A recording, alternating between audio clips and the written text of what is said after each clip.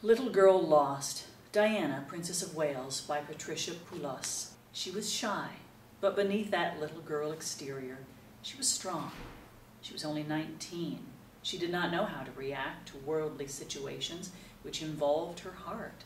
She'd not the experience of older women, nor the manner in dealing with the experiences she would encounter as a married woman.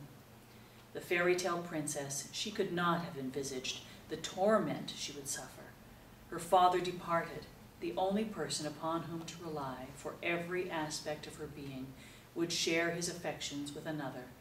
She would have no one to help her carry the load, yet the other had two men to satisfy her desires.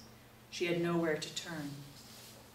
Trapped, like a small animal in a cage, held high for all to see. She was so young, she could not have seen the murkiness of the waters which would eventually engulf her, waters in which she would eventually drown. There's no precedent of decorum for those whose hearts have been shattered, no right nor wrong written to guide the broken-hearted. Just a stumble and fall, with no one to hold, only the lesson after the act, all too late. She was vulnerable. The weight of her burden caused her to hold on to any attention given. She would be betrayed again and again, coerced into telling. If more people knew, the burden would ease, but the children would be left with the burden of life without her. The kiss and tell lover revealed the intimacy of her trust. Now everyone knew their innermost secrets. Once released, the burden grew, an uncontrollable monster which cannot be recaged, a dictator which commands response.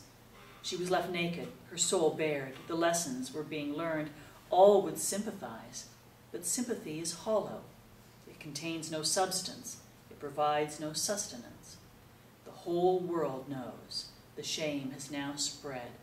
But this was not the intent. She knew not what next to do.